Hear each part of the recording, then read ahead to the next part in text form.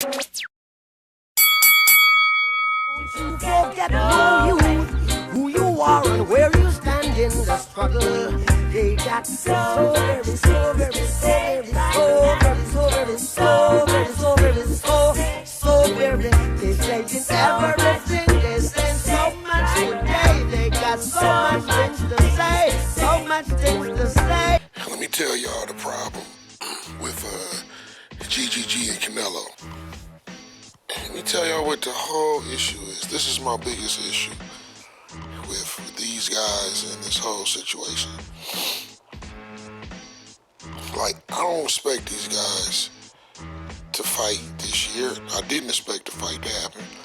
I thought it was way too soon. In lieu of Floyd Mayweather exiting the sport and Pacquiao on his way out as well, you know, the sport needs two other faces. Now, to me, this fight is too big to happen right now. You know, boxing's got to get back in the mode of creating showdowns. You know, that needs to be a showdown.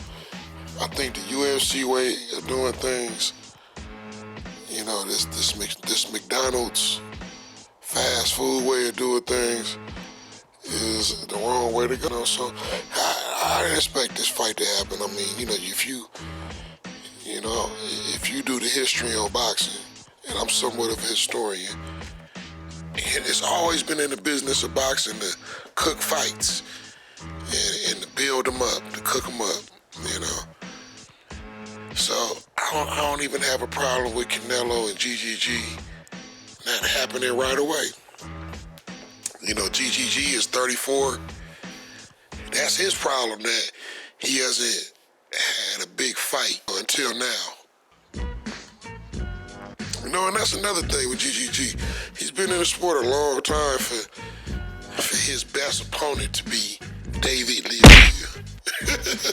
Nigga, please. David Lemieux. You know, who's a marginal fighter. You know, David Lemieux is the kind of fighter that, you know, you really want to see how good you are. Like, if you can't beat him, then you're really, you know, not an elite fighter. You know? But getting to my real issue, you know, my real issue with this, let me tell you, it's kind of obvious that, you know, GGG and Canelo are going to fight soft touches to build up a showdown for these two to eventually meet. But the problem is, there's other fucking fighters that's out there. You know? So when these guys eventually meet, it's going to be for who's the best middleweight. But that's not even going to be real because there's other guys that they're avoiding. You know, for Canelo, there's a whole slew of guys at 154 that he's probably not going to fight. Nigga, please. You know, GGG is Danny Jacobs. And then, you know, all of a sudden, you know, we was getting pumped up for Chris Eubanks. All of a sudden, that's not happening, you know? Shit. Shouts out to David Drysdale and Ring IQ, because, you know, I wonder, man, is it always the other fighter? Or, you know, like it's like all these fights, man, that just can't be made. Shit. You know, and then when it's a guy that's willing to give them all their concessions, like Laura or somebody, oh, we're not gonna fight him. Oh, shit. Nigga, please. You know, so it's like, I don't know, man, GGG, he's too willing not to fight other guys. Like, I would want to beat Jacobs if I was him. Jacobs would be a target. I'd be calling Jacobs out like I'm calling Canelo. You know, the funny thing with GGG is He only wants to fight big names out of his division. You know, that's the problem.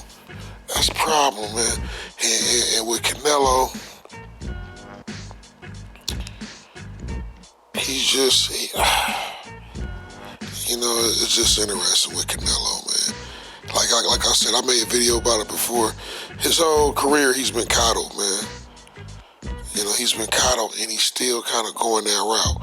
Like right now, he should be fighting, like, he should be making his name, building his name off of competitive guys. I mean, he has a name already. He should be defending his name off of competitive guys, man.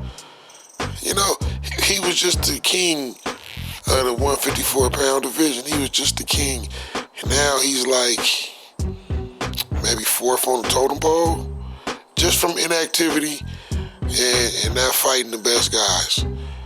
You know, fighting dudes like Amir Khan. You know, so, you know, they're manufacturing legends, man. They're manufacturing fights. You know, they're steering guys away from each other. And that's the problem, man. You know, that's the problem with boxing. A lot of people aren't seeing it. You know, they criticize the PBC when the PBC is bringing clarity. You know, they bring clarity, man. They're setting up the fights to where we can kind of figure out, okay, who's the better guy. Like we just had Thurman and we just had Porter. You know, we just had that fight. You know, so right, you know, people better wake up, man. You know, stop being robots, man. You know. Don't believe the hype. You know what I'm saying? Don't believe the hype. Don't believe the propaganda. You know? Because GGG and Canelo do fight each other.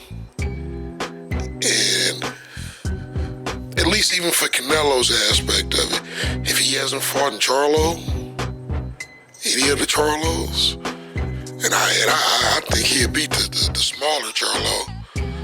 You know, but if he hasn't fought any of them, he hasn't fought Andrade, you know, then it's not for the best. It's not the two best guys in middleweight fighting each other. You know, same with GGG, because if Canelo goes back to 154, why is he the only 154-pounder you're willing to fight? How come you won't fight an Andrade? A Charlo. You know, the taller Charlo, I think he can be a full-fledged 160-pound fighter. You know, so I'm just saying, man, I'm not falling for these manufactured fights, man. I want to see something that's indicative of the best fighting the best. You know, I know this is the best. I know these two are the best. They survived the gauntlet of fighting each other. That's what it's supposed to be about, man. You know. I notice on like HBO, they don't even promote the divisions no more. They used to promote the divisions back in the day. They, you know, a fight would be on, and they'll say, oh, in the welterweight division, they'll show you 9 fighters in their records. And man, you know, this is how, like, you know, we got to learn about certain guys, you know. You know, and now they're just promoting